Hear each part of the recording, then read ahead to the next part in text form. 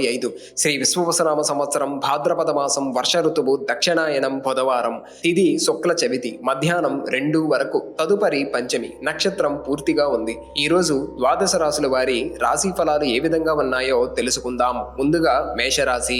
ముఖ్యమైన ఆలోచనలు కార్యరూపం దాలుస్తాయి. గృహమున శుభకార్యాలు నిర్వహిస్తారు. దీర్ఘకాలిక సమస్యలు పరిష్కార దిశగా సాగుతాయి. నూతన వ్యాపార విస్తరణ ప్రయత్నాలు ఫలిస్తాయి. నిరుద్యోగులకు సంతోషకరమైన వార్తలు అందుతాయి. ఆర్థికంగా అనుకూల వాతావరణం ఉంటుంది.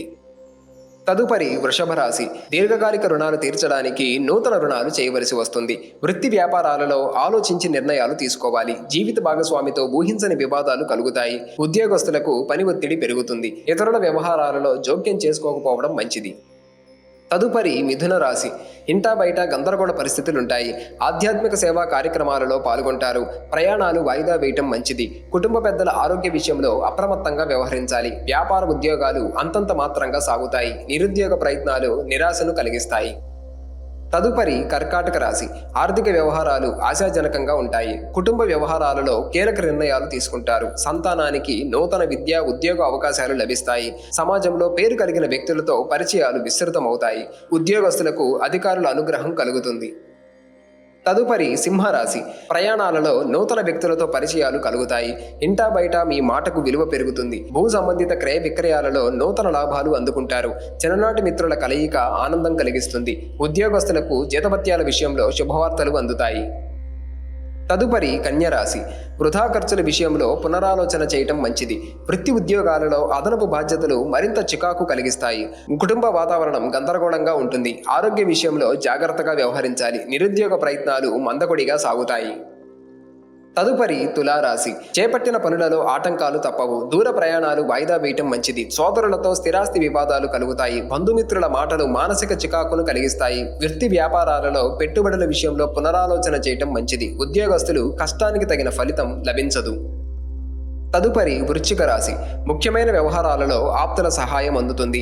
ఇంటా బయట అనుకూల వాతావరణం ఉంటుంది. విలువైన వస్త్రాభరణాలు కొనుగోలు చేస్తారు. నూతన వ్యాపారాలకు పెట్టుబడులు అందుతాయి. వృత్తి ఉద్యోగాలలో అధికారుల ఆదరణ పెరుగుతుంది. సంతానం విద్యా విషయాలలో శుభవార్తలు అందుతాయి. తదుపరి ధనస్సు రాశి. రుణదాతల ఒత్తిడి పెరుగుతుంది. చేపట్టిన పనులలో శ్రమ తప్ప ఫలితం కనిపించదు. కుటుంబ సభ్యులకు మీ ఆలోచనలు నచ్చవు. వ్యాపార ఉద్యోగాలు ఊహించని స్థానచలనాలు కలుగుతాయి. ఆధ్యాత్మిక సేవా కార్యక్రమాలలో విశేషంగా పాల్గొంటారు. దూర ప్రయాణాలు వాయిదా వేయటం మంచిది. తదుపరి మకర రాశి. చిన్ననాటి మిత్రుల నుండి శుభకార్య ఆహ్వానాలు అందుతాయి. నూతన వాహనం కొనుగోలు చేస్తారు. పాత మిత్రులతో విందు వినోదాది కార్యక్రమాలలో పాల్గొంటారు.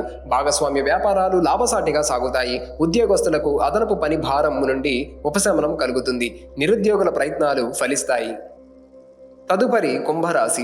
వృధా ప్రయాణాలు చేయవలసి వస్తుంది. అవసరానికి చేతిలో డబ్బు నిల్వ ఉండదు. కొన్ని పనులలో తొందరపాటు నిర్ణయాలు చేసినా నష్టపడతారు. వృత్తి వ్యాపారాలలో తొందరపాటు పనికిరాదు. కొంత గందరగోళ పరిస్థితులుంటాయి. ఉద్యోగ విషయమై అధికారులతో వివాదాలకు దూరంగా ఉండటం మంచిది. తదుపరి మీనరాశి. సంఘంలో ప్రముఖులతో పరిచయాలు పెరుగుతాయి.